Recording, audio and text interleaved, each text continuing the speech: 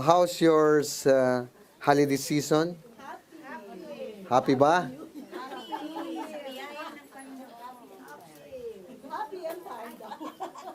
Ayan na. Okay. Okay. Pagod, masaya. Ah, maraming mga pagpapala. Marami tayong na-receive na regalo. Ah, marami tayong binigyan. May na-receive din tayo. Pero mga kapatid, itong year 2026 is a new year. So kailangan po nating bigyan ng pansin ang mga kinikilos natin, ang mga pinaplano natin. Titingnan natin mabuti kung ito ay naayon sa kalooban ng ating Panginoon. Kasi meron tayong plano, pero ang masusunod dapat ay ang plano ng Panginoon sa bawat buhay natin. Okay, so mag-umpisa pa na tayo, no? Pero bago ang lahat, tayo po ay manalangin. Hingin po natin ang presensya ng Banal Espiritu sa ating buhay. Aming Ama, salamat po sa buhay ng bawat isa. Nandito po kami. Nahingi po namin ng pagsama ng Banal Espiritu para, Lord, maintindihan po namin, malaman po namin ang mga bagay na ituturo po niyo sa amin. Lord, ang buhay ay galing sa iyo. Kaya ang buhay po namin, habang nandito sa lupa, Panginoon, gamitin mo, Panginoon, para sa iyong kalawatian ng God. At ibigay po namin din ang mga bagay na nararapat sa iyo, yung pagsamba, pagsunod, at pagbibigay ng halaga ng iyong salita sa aming buhay. Ang salita mo ay ang kayamanan, tunay na kayamanan na aming hanapin dito sa lupa, Father God.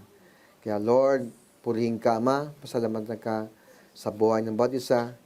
Punuin po niyo kami ng iyong salita, Father God. Ito ang aming samadalangin sa pangalan ni Jesus. Amen, amen. Okay. So, yan po ang ating pag-uusapan, the first sermon for the year 2026, yung covenant. Sa Tagalog, ano bang covenant sa Tagalog? Kasunduan, tipan, promise. Yan, marami po tayong malalaman po dyan sa ating pag-uusapan. No?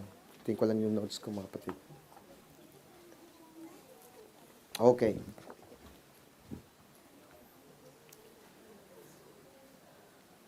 So, unang taon pa lang, mga kapatid, unang araw, ang mostly sa atin ay tinitingnan natin yung nakaraang taon. Kung ano ang mga bagay na nagawa natin mabuti, masaya, ang unang-una ay sa Panginoon at sa mga tao. Kaya yung mga hindi natin nagawa, ngayon, nagpaplano tayo na gawin natin itong year 2026. Kaya yung iba nagbibigay ng resolution, New Year's resolution. Para tayong narinig yun, New Year's resolution. Yung resolution niya, mga kapatid, yung decision mo natin na yung di mo nagawa ay gagawin mo. Yung nagawa mo, pagpabutihin pa. Kaya yun po ang nilalaman ng mga resolution. Kaya yung covenant is the same thing, mga kapatid, no? Yung covenant na yan, ang ibig sabihin ng covenant is anong agreement po yan. Kasunduan. O yung ibig sabihin yung meron kayong vow, yung oath mo na, o yung promise mo na gagawin. Yung covenant na ito, mga kapatid. Kaya ang ating verse ay nasa Psalms 103, verse 17 and 18. Basahin po natin sabay-sabay, no, mga kapatid? But the steadfast love of the Lord is from everlasting to everlasting, on those who fear Him, and His righteousness to children's children, to those who keep His covenant and remember to do His commandments. I-highlight ko po yung mga importanteng word na dapat natin isa-isip. Steadfast love, who fear Him, who keep His covenant, remember to do His commandment. Ang mga bagay na ito, mga kapatid, ay importante sa Panginoon. Okay? Pag yung love mo ay steadfast, di ba? Magmamanifest po ito sa ibang tao. Mawawala po yung hate, yung galit mo.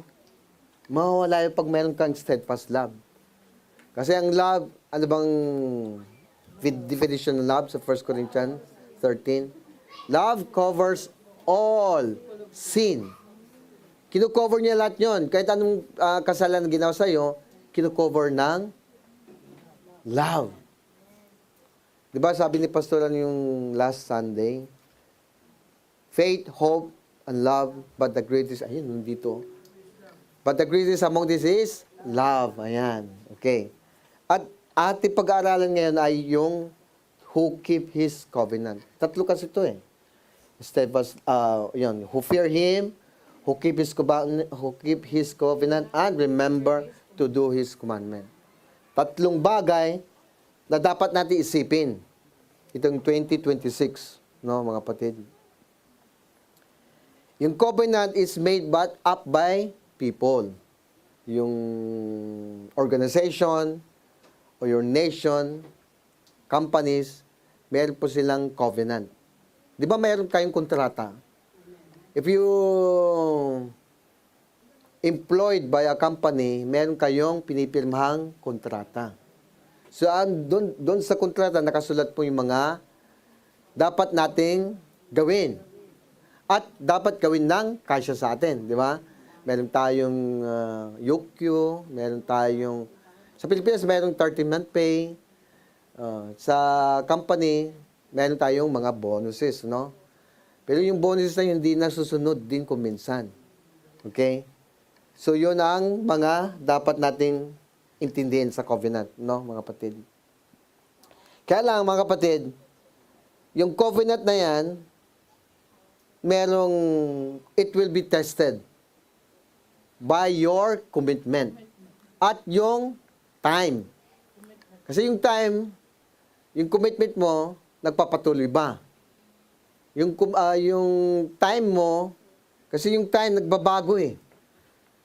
As duration of time, nagbabago ang mga bagay. 'Di ba? Nung umpisa, masigasig ka sa pagtatrabaho, 'di ba? Pag unang mong pasok, 'di ba? You are genki, parati kang tawag dito, maaga, tapos maayos ang trabaho mo. Pero habang dumadaan yung panahon, 'di ba? Nag-iiba ang ating ugali. Nag-iiba yung karakter mo, nag-iba yung mga pananaw mo na. Kasi, wala akong bonus, paano yan? Hindi ako masyadong magsisikap, mga ganon. Tapos, parating ang absent, parating ka ng late. Marami bagay doon sa commitment na yon. Kaya, titingnan natin po yung principles ng covenant. Okay. The covenant is yung definition po dito, ang steadfast. Faithful siya, committed, devoted, dedicated, true, firm, irreliable, constant, and determined. Yung covenant naman, agreement po yan. Treaty, settlement, contract, vow, oath, seal, and promise. Kaya, a covenant is made up by two parties nga. People, organization, company, nations, or countries, which will be tested by their commitment and the time factor. Dapat sana yung buhay natin sa secular is the same also sa spiritual. Hindi dapat nagbabago yon.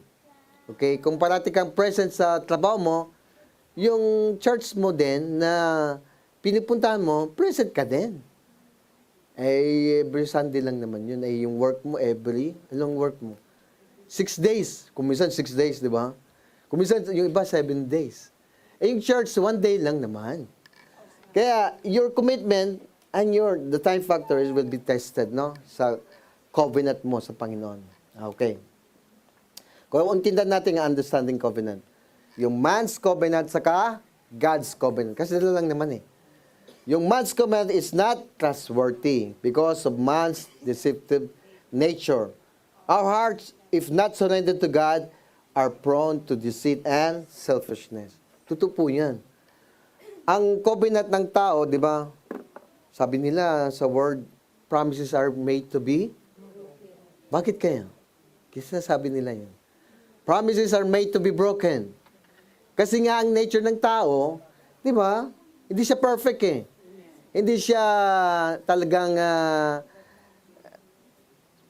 unchangeable siya. Ay, changeable siya. Ang tao. Depende sa sitwasyon, di ba? Kaya, man's covenant is not trustworthy. Pero may mga few that are trustworthy also. So, kailangan mo talagang maingat po tayo, no? Sa man's covenant. Sabi dito sa Jeremiah 17:9, the heart is deceitful above all things and desperately wicked. Who can know it? Sinabi ng Panginoon to, no? Ang puso daw ay mapangdaya. Wicked daw ito. Bakit kaya? Wicked. Sino nakakaalam? Kundi ang Lord lang, di ba? Sino nakakaalam ng puso natin? Si Lord lang na ba? Di ba? Kaya ang puso daw ay mandaraya. Mapangdaraya ito. Even those with good intentions can mislead others through error, weakness, or fear. Kaya ang covenant sa tao talagang hindi siya constant, hindi siya trustworthy. Okay? Yan. Danger of making covenant to man over God. Sabi na sa Jeremiah 17:5 declares, "Cursed is the man that trusted in man and make the flesh his arm, and whose heart is departed from the Lord." Ayan. Kaya pag nagtitiwala tayo sa tao, di ba? Huwag kayong magtiwala sa tao, kahit asawa mo.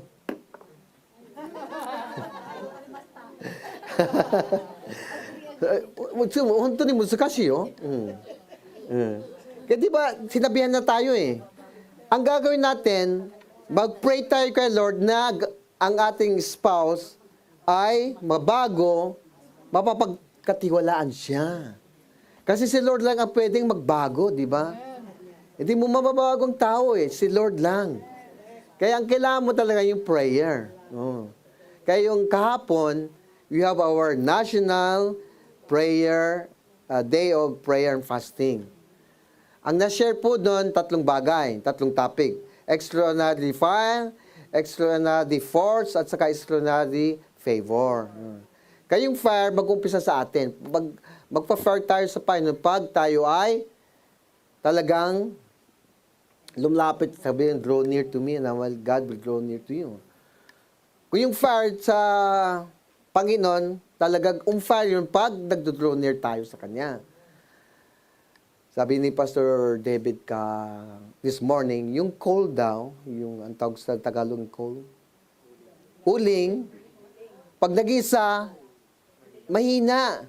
Pero pag pinagsasama mo ng maraming coal, di ba, nagliliyab. Hindi ka mapagkaon ng barbecue down. Pero pag sama-sama tayo, di ba? Lalo na pag separate ka kay God, di ba? You can enjoy pleasure in this world. Temporary lang yon, di ba? Temporary ang pleasure dito sa mundo. Pero yung kay God is eternal. Di ba? Ang lahat naman ng tayo ay mawawala naman mga yun eh. But your relationship with God is eternal. Kaya mga kapatid, dapat natin unahin ng Panginoon.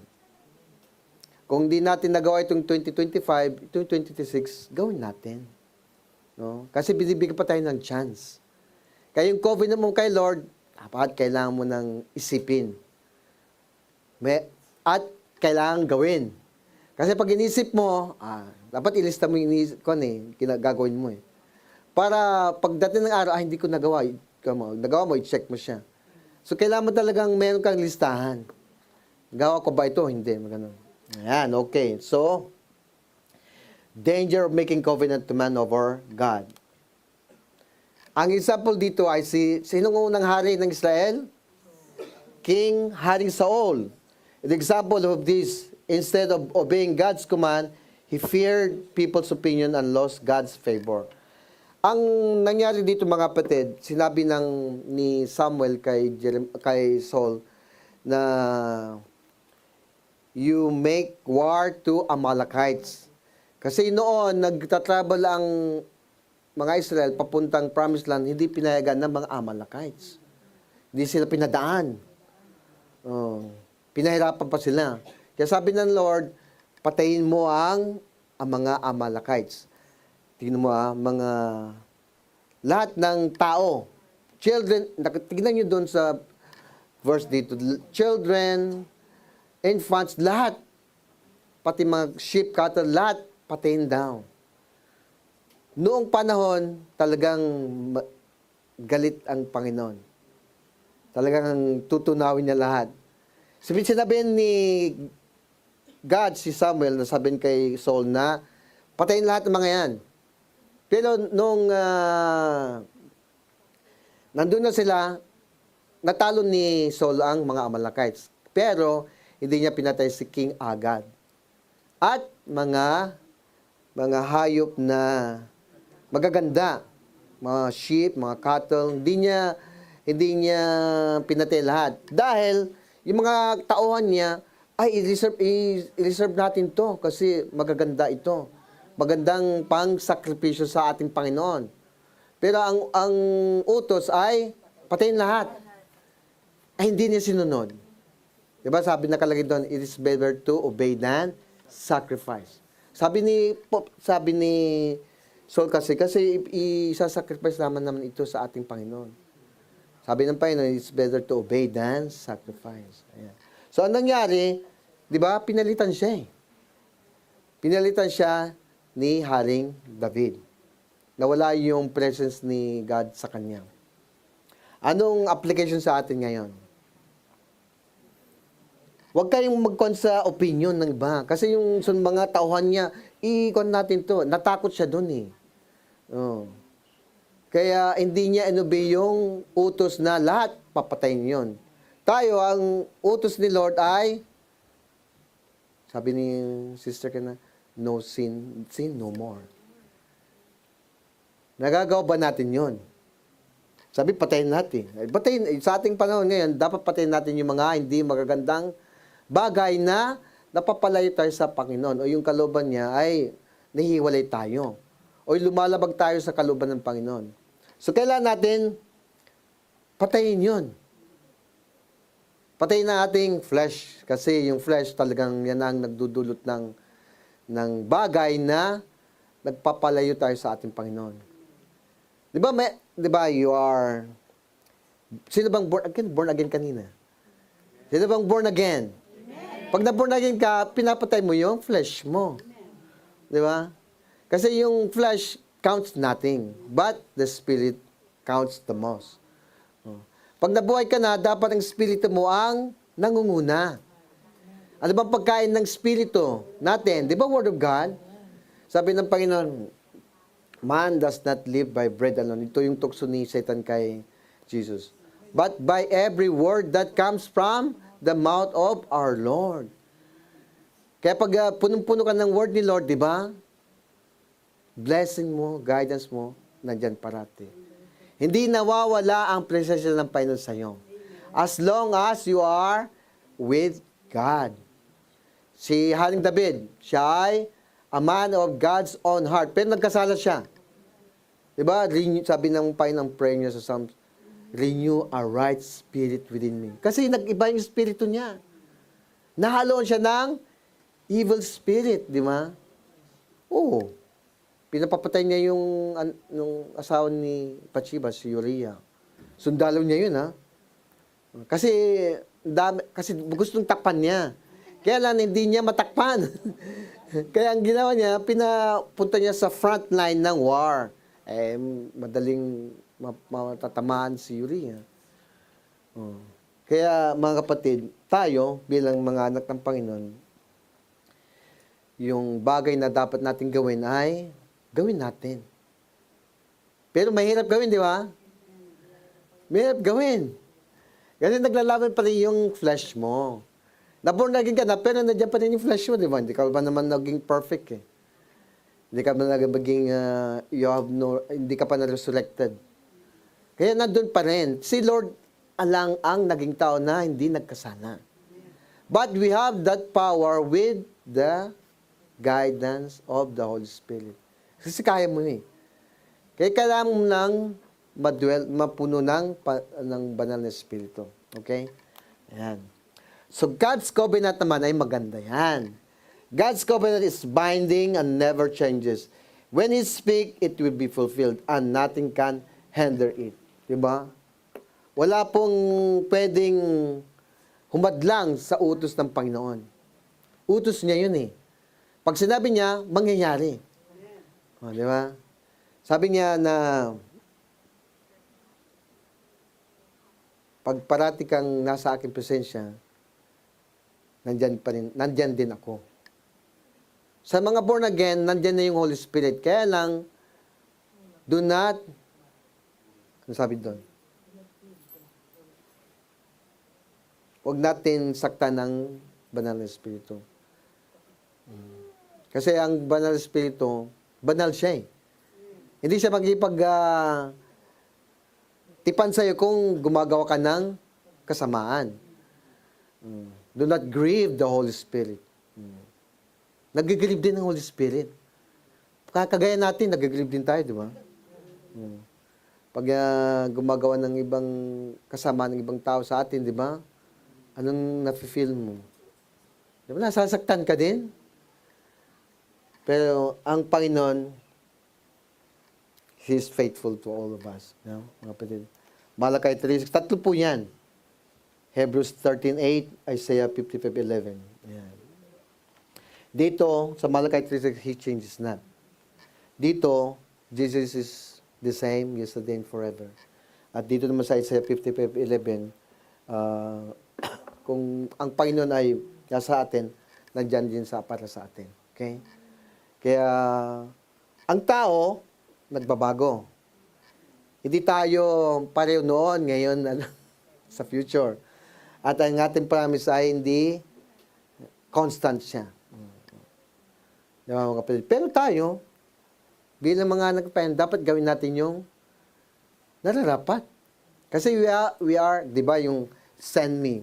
How can God send you? Kung tayong mismo, hindi pa tayo maayos ang ating buhay. Ang karakter natin. Kailangan, maayos ka bago ka maisasend ni Lord. Ito po ang bagong team natin, no? Send me to the uttermost. Acts 1:8. Ayan. Okay. Number 2, God's covenant to man. Yung covenant ni God ay nilagay ko lang dyan, maanim eh. Yung first covenant ay given to Adam. He was given the authority, dominion of God's creation. Binigyan si Adam ng otoridad na imamanis niya ang buong nilikha ng Panginoon. Kaya lang may dumating, di ba?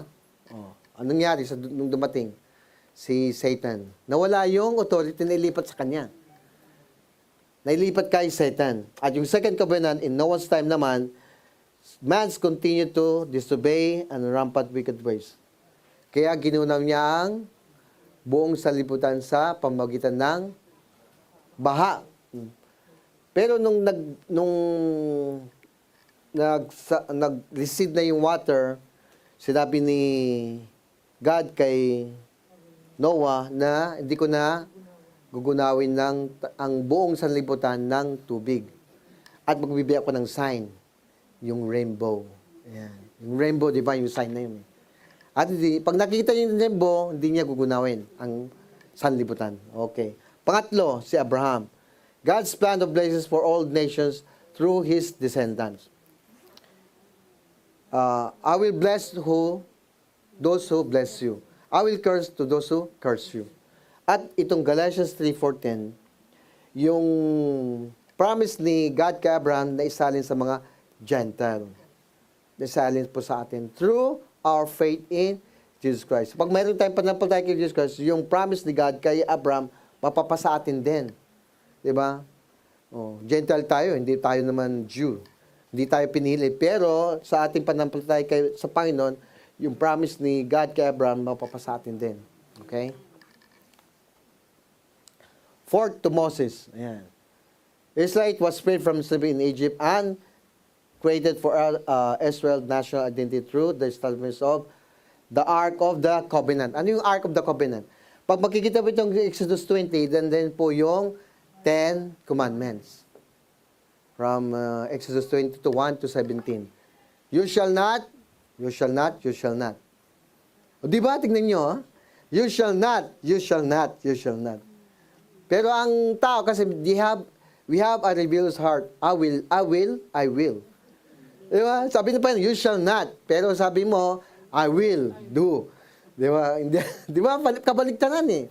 Kasi nga, meron tayong rebellious heart na mana natin yan kay Satan. Kasi he has rebellious din siya eh. Di ba? Namana natin. O, di ba? So, yung Ark of the Covenant, nakaloob po yung 10 Commandments doon. Kaya nga Ark of the Covenant eh. Nandun po yung dalawang tablet of stone. Yung kay Noah, di ba? Ark, Noah's Ark. Ano ba nakalagay doon sa loob? Mga righteous people na pinili ng Panginoon, si Noah at kanyang mga pamilya. Panglima, si David. Covenant promise of eternal kingdom. Through the lineage of David, darating po yung ating Panginoon. Di ba? Nanggagaling yung lineage ni Jesus Christ kay David. Di ba?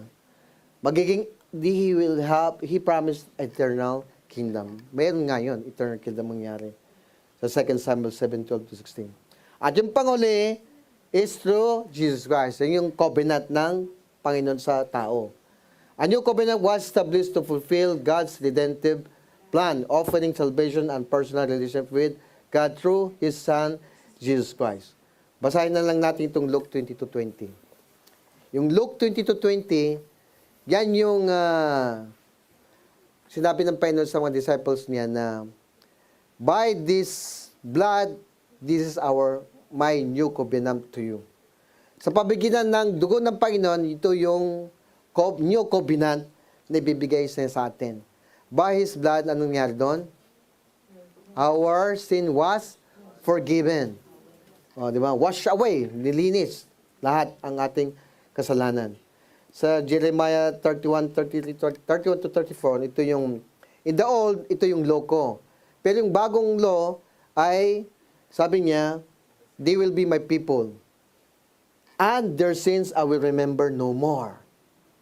Natupad dito sa New Covenant. Kasi si Lord, pag tinanggap mo siya, di ba? Lahat ng kasalanan mo, di ba? It will be forgiven. Lahat yun. Lahat. Hindi niya, God will not remember anymore yung mga kasalanan natin. And He was true dun sa ginawa ng Panginoon sa Luke 22:20. No? Yung dugo niya, na, di ba, sabi ni John the Baptist, behold, the Lamb of God who take away the sins of the world. Okay. Ayan, nilagay ako ng hindi ko hinako dito. Mas magin nating makita. Sa Biblical Covenant, hindi lang nilagay kay King David, no? Yung initial sign is the ark. Kay Abraham daw yung smoking torch. Yung Israel, yung crossing the Red Sea, fire on Mount Sinai. Yung sign po yan, no? Yung Covenant naman ay baptism. Baptism. Kaya importante yung baptism natin, eh. Baptism of water and then baptism of the Holy Spirit. Kasama po yun, no? Ayan. And ongoing sign, yung rainbow. Until now, di ba, mayroon pa rin? Noon yun, ha? Until now, mayroon pa rin. Nandun pa rin yung rainbow. Yung kay Abraham, circumcision. At the time of Abraham. Sa Israel, merong Sabbath day. At merong outward presence ng visible glory. Dito naman, sa New Covenant, nandito tayo, we will have rest in Jesus. Inner presence of the Holy Spirit. Ito pa yung ongoing sign. Nandyan po ang Holy Spirit sa atin, no? Yung commitment ni God sa Noah, wala ng flood, sabi niya. Yung descendants at land, binigay kay Abraham sa Canaan, di ba? Yan. Tapos yung physical blessings and prosperity, ongoing to noong sumusunod ang mga hari. Pero pag hindi sila sumunod, di ba, na naging alipin sila ng mga ibang countries, katulad ng Babylon, ng Persia, gano'n. Dito sa New Covenant, ang commitment ni Lord ay better promise. Maraming promises ni Lord sa Biblia. Yan ang kanyang commitment niya sa atin. Ano bang commitment natin sa Kanya? Naman, tanong. Ang commitment ni Lord sa atin, maraming promise, di ba? Tingnan mo sa Bible, ang dami doon. I will never leave you, forsake you. Seek God, and all the things will be given unto you. Di ba? Come unto me, all be who are heavenly, and I will give you rest. For I know daming promise. Di ba? Ano ba bang promise natin sa Kanya? Huwag tayong dapat man's promise, covenant, kasi ang man's covenant is not trustworthy. Kailangan mayroon kang indwelling ng Holy Spirit para magawa mo yung promise mo kay Lord. Sabi ni Lord, huwag ka mag-promise kung di naman gagawin. Huwag ka na lang mag-promise, di ba? Huwag na lang. Kasi hindi naman gagawin. God is not pleased with that. Pero pag promise mo kay Lord, napag-promise natin kay Lord. Kaya mamaya, pray tayo. Magiging may covenant tayo kay Lord na for the year 2026, Lord, baguhin mo ko. Si Lord, ang dami niyang promises. No? At bibigyan pa tayo ng eternal life, di ba? Yun ang magandang promise among all promises. No? Yung requirement lang, yung kay Noah, meron siyang sinabi na wag mong patayin ang tao. Kasi by blood came by ng tao, sabi niya. Tapos yung Abraham, he trusted in God. Kaya he's the father of faith. No? Pumunta ka doon, pumunta siya. Itong Israel, yung law, yung 10 Commandments, yung law, no? Dito naman, yung magtiwala ka lang. Ang requirement. Oh, dali, no? Magtiwala ka kay Lord, ang requirement lang. Mahirap ba yung requirement ni Lord? Hindi mahirap, no? Magtiwala ka lang kay Lord. Sabi nga, to those who naniwala sa pangalan niya, they will have eternal life. Eh. Ang dali nito, magtiwala ka lang kay Lord. Di ba? Mahirap bang magtiwala? Di mahirap, no? Kaya lang, sabi ko nga sa atin, yung covenant, yung man's covenant is talagang unchangeable, changeable siya. Kaya kailangan mong magtiwala sa Panginoon. Yung requirement lang, oh. Ang memorial, yung parang legacy na ipapayuan natin sa Israel, yung Passover. Dito naman, yung Lord's Supper. Ito yung memorial. Ibig sabihin ng memorial, yung aalanan natin. A memory of, di ba? Pag nasa tayo, sa mga namatayan, sa patay, sa ceremony, sabi niyo, we remember the things that you have done. Di ba nandun, bibigay pa na yung mga picture niya eh. Oh. Theology, oh. Pero dapat dito, di ba, ginagawa natin to, first Sunday, yung communion, di ba? Kasi nire-remember natin yung ginawa ng Panginoon sa atin. Di ba? Okay. Okay. Kaya dito, maganda ito ng mga kapatid. Beloved, the old and new, for the wages of sin is death, but the gift of God is eternal life in Christ our Lord. Sa Old Covenant, daw si under the law. Kailangan mong sundin mo yung law dito. Pero yung New Covenant is righteousness. For those who are in Christ, we have been made righteous. Naging matuwid tayo dahil sa ating Panginoon. Yun ang New Covenant. Kaya under the Old Covenant, keeping the commandments was required as the way to have good standing with God. Under the New Covenant, good standing with God is a gift which comes with believing on Jesus Christ. Maniwala ka lang kay Jesus Christ. Di ba sabi ko kanina yung requirement? Madali. Trust and believe and have faith in God. Tapos ang mga bagay, di ba? Madali. Tapos ang usapan. Very simple, no, mga kapatid. Kaya dito, ito magandang nakita ko ito maganda. The new Ark of the Covenant. What they carried. Dito sa Ark of the Covenant, ang meron doon sa loob. Yung dalawang stone tablet of the law. Word of God written in stone. Doon dalawa, di ba? 10 Commandments. The manna, dandan din yung blessing ni Lord doon sa pagkain nila. Kasi nasa desert, walang pagkain eh. Nagpaluan ng manna. Okay? Bread from heaven. At nandun yung rod ni Aaron, yung symbol of priesthood. Dito naman kay Mary, ano bang dinadala niya? Di ba si Jesus, baby Jesus, di ba? Jesus Christ, the Word made flesh. Yun ang dinadala ni Mary, si Jesus Christ. He is the true bread from heaven. I am the bread of life, di ba?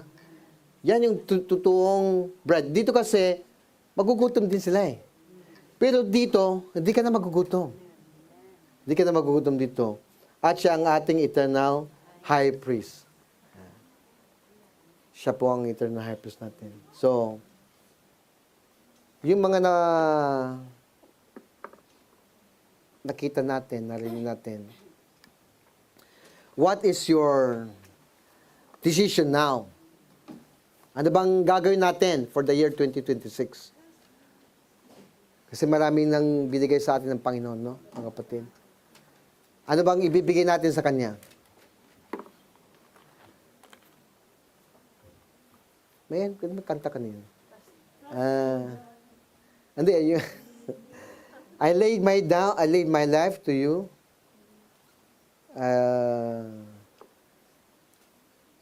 Ano ba nakalagay doon? I will give everything to you. Yung kanta natin kanina. I laid my life for you. There, anyway. Can you give everything to God? Yun na lang. Can you give everything to God? Because He gives everything to all of us. Buti nga lang na dito tayo, no? We are been blessed dito sa Japan. No? Meron tayong tahanan, may pagkain, merong trabaho. Sa lahat ng yon, mga kapatid,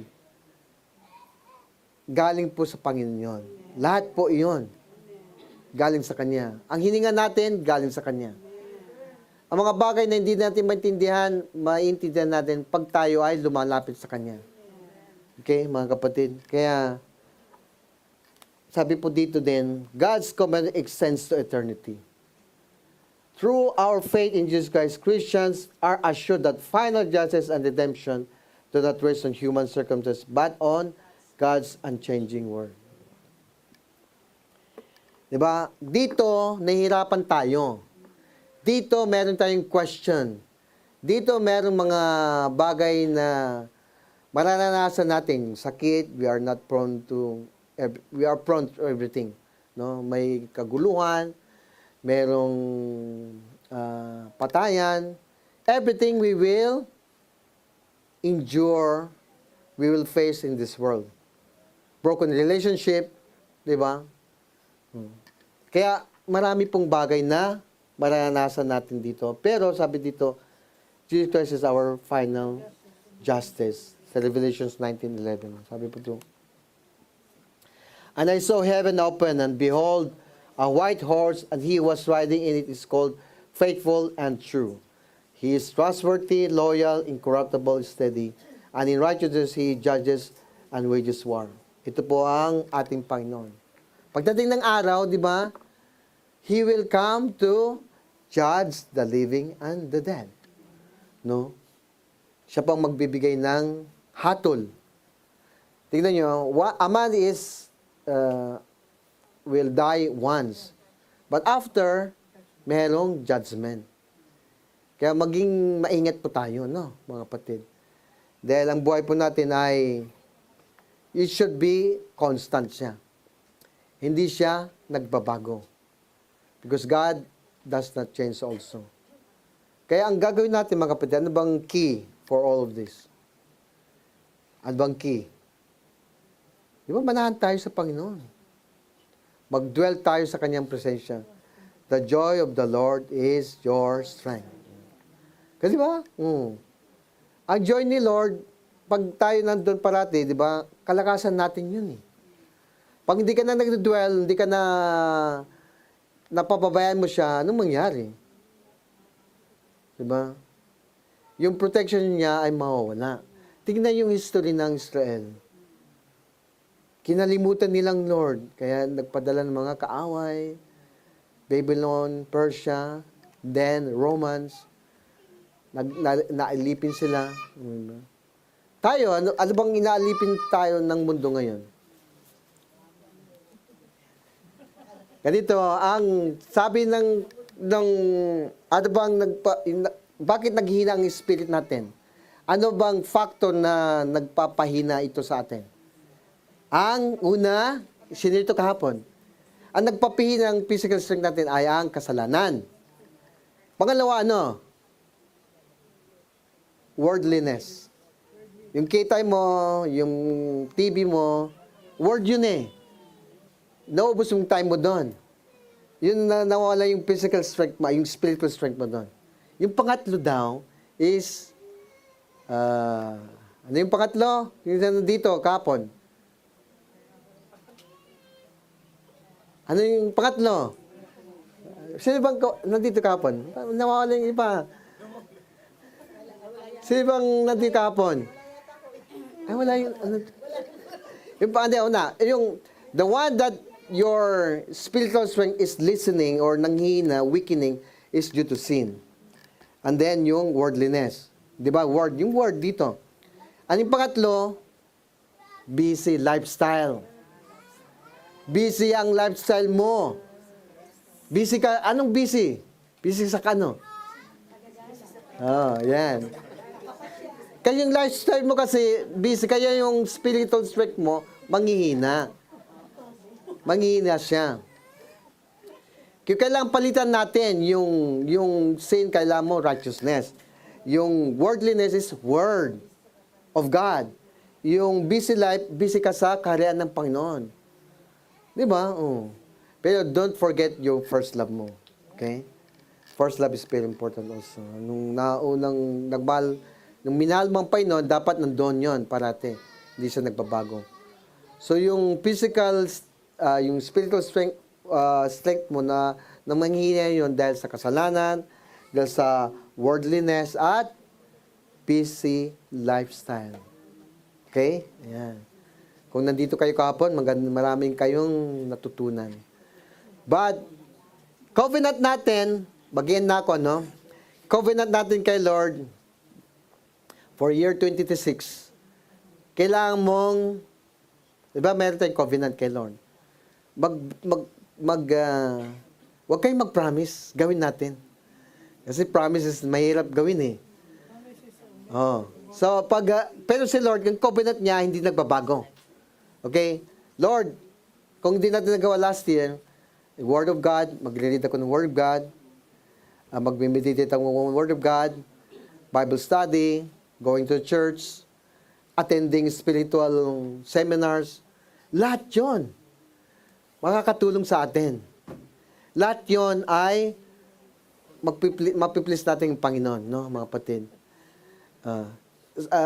Tawag dito, examine ourselves, check ourselves, para mapiplis naman natin yung Panginoon. Bilhin nyo mga kapatid, He gave everything for all of us. Everything, no? Ano bang may bibigay na naman natin sa Kanya? Di ba? Sabi ko kanina, yung commitment sa time factor. Ang time natin dito, lumilipas. Tumatanda na tayo, di ba? Oh. Pero, but I believe, ganito mga kapatid. Parating ko sa Matthew 6:33. Seek first. Yung kanina may nagsasabing seek first. Search. Kanina kanta. Seek first. I search the Lord. I sought the Lord. Parang seek na din yun. I sought the Lord. And He answered. And He heard and He answered. Pag nagsusot ka o pag sinesearch mo si Lord, di ba? He will answer. Ang kilang naman, I sought the Lord. Or ibig sabihin, you seek the Lord firstly. I-seek natin sa Kanya. Ang buhay natin ay nasa Kanya, di ba? Mga kapatid, we are weak. Very weak po tayo talaga. But God is strong. He will make you strong kung tayo ay lalapit sa Kanya. Huwag tayong magmamaliw. Nagtama ba? Para siya naman ay hindi magmamaliw sa ating buhay. Okay? Alam niyo, yung key for righteousness, ibibigay ni Lord yan. Pangailangan mo dito sa lupa, ibibigay niya yan. Si Haring Solomon nga, di ba? Nasa kanya lahat. Anong ginawa niya? Lord, ibigay mo sa akin ang wisdom. Di ba? Na-please si Lord. Ay, binigay sa kanya yung hindi niya hiningi, ibinigay pa ng marami. Prosperity, yung fame po niya, di ba? Binigay niya lahat. Kailangan, wag natin gayahin siya. Kasi kasi nagbago siya. Di ba, sabi ko sa iyo, ang tao nagbabago. Siya, binigyan ni Lord na mag-aayos, pero nagbago in the end. Kasi nakapag-asawa ng mga iba-ibang lahi, na iba-ibang Diyos nila, di ba? Nakakuan ka din. Nahawaan ka na din. Pero si David, kaya naging God's own heart dahil hindi rin siya nagbago. Nung nakita niya nagkasala siya, humingi ng tawad. Okay, mga kapatid? Kaya sabi na dito, the steadfast love of the Lord never, kanta yan steadfast love of the Lord never ceases. His mercies never come to an end. They are new every morning. Great is the Lamentations 3:23. Diba? The steadfast love of the Lord. Hindi po nagbabago. Never ceases. Kaya, pag inuuna mo si Lord, hindi ka naman niya iwanan. Ibibigay niya ang pangailangan mo. Kailangan mo din bigyan ng Panginoon yung word niya. Kasi gagamitin ka niya for the expansion of His kingdom. Yun ang bagay na pwede natin maibigay kay Lord. Yung maghikayat tayo ng kaluluwa sa karyaan ng Panginoon. For all of us here, marami ng word na ating narinig. Marami na po. Hindi ko na alam kung ako marami na din. Sa inyo marami na din. I believe marami. Pero gawin mo impractical. Di ba? Isang kaluluwa lang na may hikayat mo sa church, di ba? Nagbago, yung ganitong content. Nananatili. Kasi meron tayong nasisiran, kailangan mo doon yung follow-up. Bible study, not only in Sundays, every weekends din, weekdays. Kasi hindi siya magugulo pag walang word.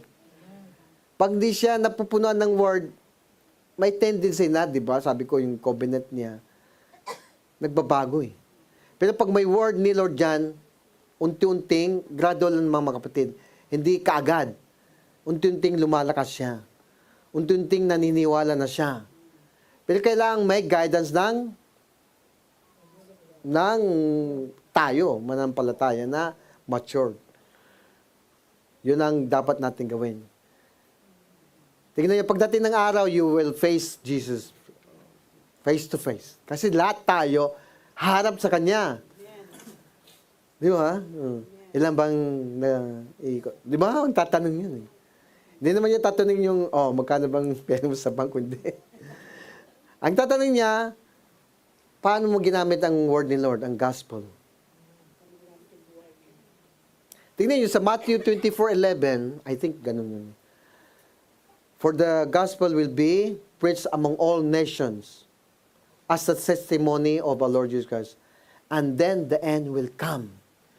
Hindi daw matatapos ang mundo until na ma-reach out ang gospel sa buong nation at mag-testimony to among countries. Then the end will come. Hindi daw matatapos ang mundo, katapusan, pag yung gospel daw ay may turo sa lahat ng nasyon. So, kailangan natin, ang kwan lang natin, di ba yung malapit natin, di ba yung mga pamilya natin, naligtas na ba na sila? Ako meron pa rin na mission. Mayroon akong kapatid na ibang paniniwala. So, kailangan mong pagbigyan ng panahon din. So, there are many things to do for the Lord. Pero pagdating ng araw, one soul na nasiran mo.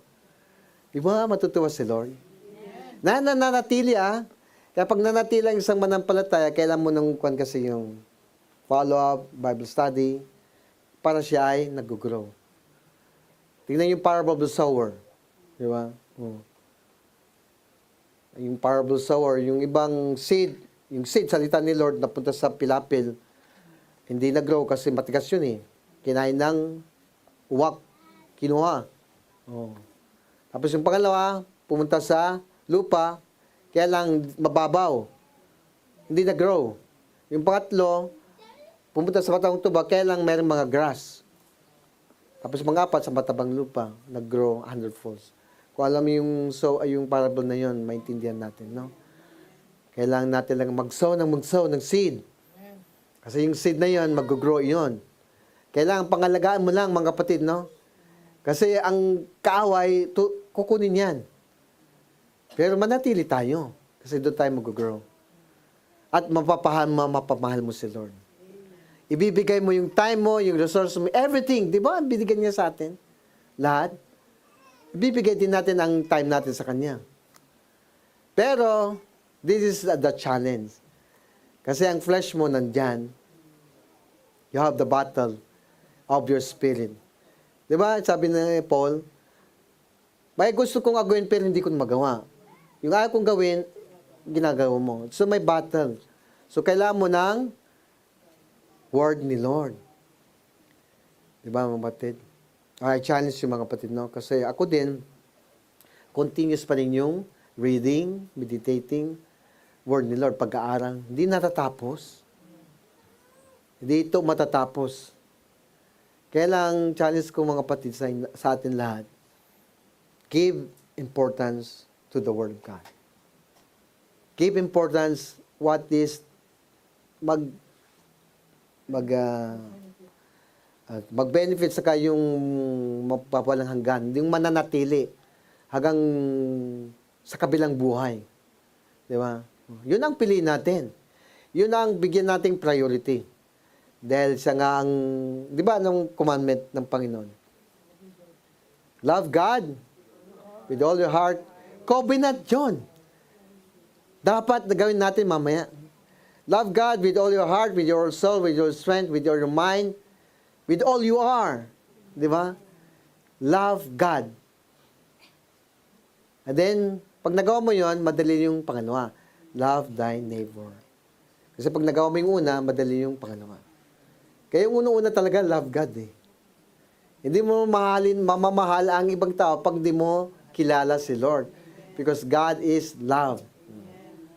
Kaya yung challenge natin, itong 2026, I hope and pray na mananatili tayo sa gawain, sa word ni Lord. Mag-aral kayo ng mag-aral. Mag-aral tayo ng Bible, word ni Lord. At mananatili ang presensya ni Lord sa atin. Kahit bata ka man, matanda ka naman, it's the same. Hindi natatapos ang ating pag-aaral. Hindi natatapos po ito. The only thing is, yung heart mo is inclined to that. Kasi nga, deceiver nga yung heart eh. Inclined ba ang heart natin sa Kanya? Unang-unang tinitingnan ni Lord ay yung heart mo. Mahal mo ba ako, sis? Sabi ni Lord kay Peter, do you love me? 3 beses yun. Ulitin ni Lord sa atin, do you love me? Brother, sister? Do you love me? Pag do you love me, gawin natin itong 2026 ang beyond na manatili yung love natin sa Kanya. Di ba, mga kapatid? It's a challenge, mga kapatid. It's so hard. It's so hard talaga. Kailangan lang manahan ng banal na Espiritu. Pag mamanahan ng Espiritu sa ating tauhan, malalaman mo ang mga bagay na dapat natin gawin. Kasi ituturo ng Holy Spirit yon. He will lead you in the path of righteousness. He will lead you in the joyful life. So, I believe na naintindihan natin lahat, no? For those who are searching more the good life, the enjoyable life, makikita mo nung kay Jesus Christ lang, no? Sabi ng Lord, sa Acts 17, 28, in Him we live, we move, and have our being. Di ba? Nasa Kanya lang.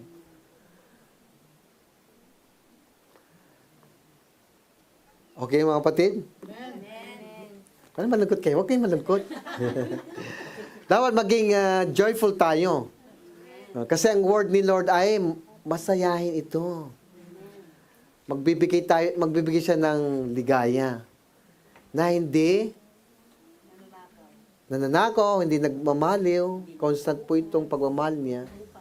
Di ba? Kaya alam niya yung situation mo.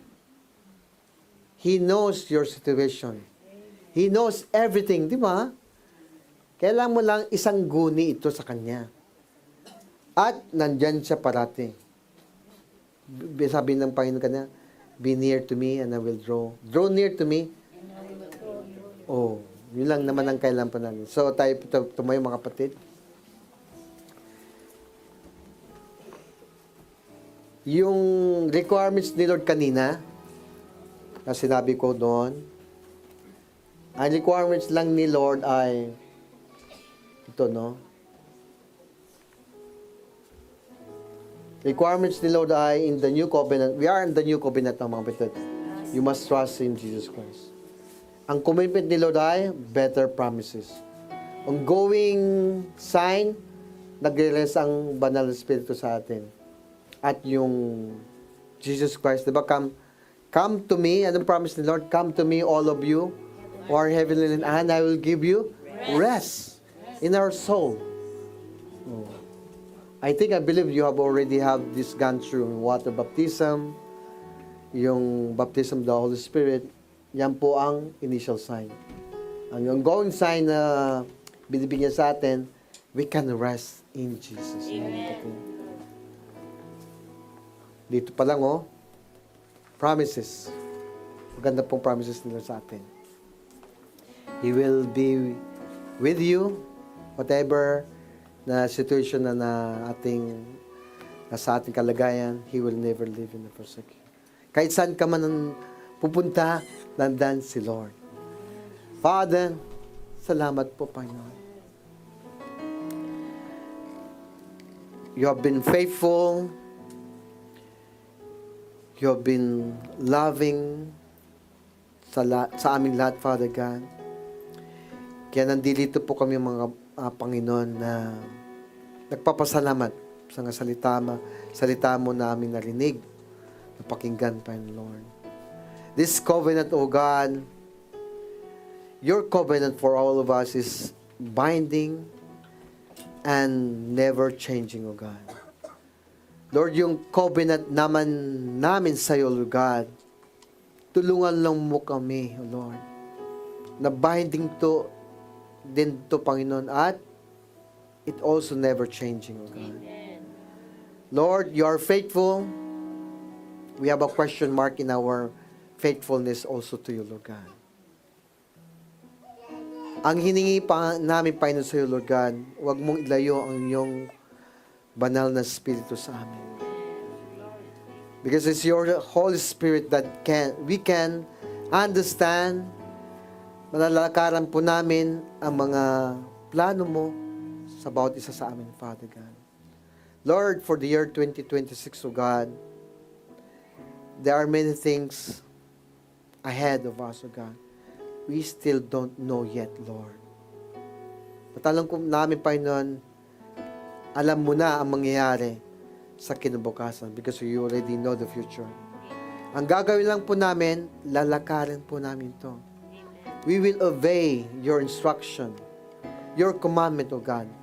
Para, Lord, kami din po, Panginoon, hindi po kami mahiwalay sa landas, kundi patungo kami sa landas ng kapayapaan, landas ng kaligayahan, landas ng kaginhawaan, landas ng karunungan, O God.